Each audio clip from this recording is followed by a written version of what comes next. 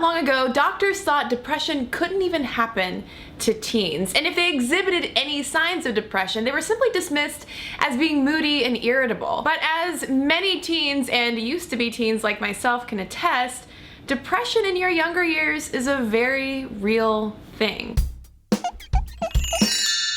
The first thing you should know about teen depression is that it's probably more common than you think. Teenage depression is a mental and emotional disorder that leads to symptoms such as prolonged sadness, loss of interest in activities, lowered self-worth, and feelings of discouragement. According to the National Institutes of Health, rates of adolescent depression peak around age 16. By 18, around 11% of kids have been diagnosed with clinical depression. Just to put it in even more perspective, 1 in 5 kids in the US has experienced at least one bout of depression. Fact number 2, teenage girls are twice as likely to experience depression. According to the Substance Abuse and Mental Health Administration, between ages 12 and 15, depression rates triple among girls. Doctors still aren't entirely sure what's to blame for such a steep increase, but it probably has to do with a mix of hormonal changes brought on by puberty as well as peer pressure. And speaking of at-risk populations for teenage depression, LGBT youth are twice as likely to experience depression compared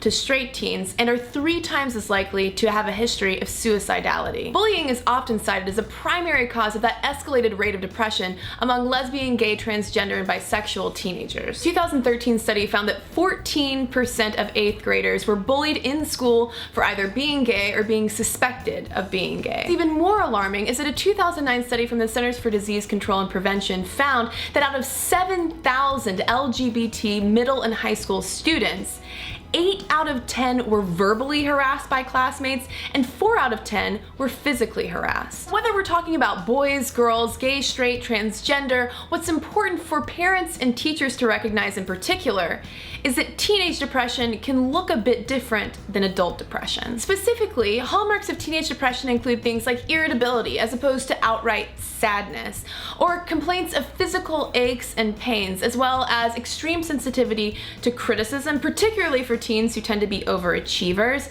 as well as social withdrawal, but not complete social isolation. If you or someone you know is a teenager battling depression, the 5th and perhaps most important fact to know is that it can get better. Cognitive behavioral therapy, or talk therapy, sometimes paired with antidepressant medication, is the typical professional treatment for prolonged bouts of depression in teenagers. If those kinds of resources aren't accessible for you, even just talking about it to a friend or family member can help alleviate those initial symptoms of depression. A recent study among high schoolers found that even just understanding and believing that life can change and get better has an insulating effect from depression during those crucial teen years. While that might sound like a naively optimistic mantra to cling on to, I can tell you from personal experience, from being a used-to-be depressed teenager, that yes,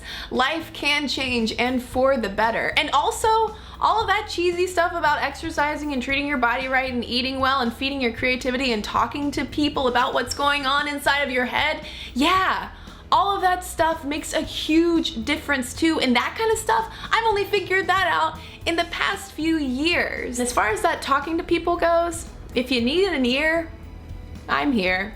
I didn't mean to make that rhyme. You can always message me, you can email me, you can tweet me, you can Facebook me. In the meantime, be good to yourself and be good to others too.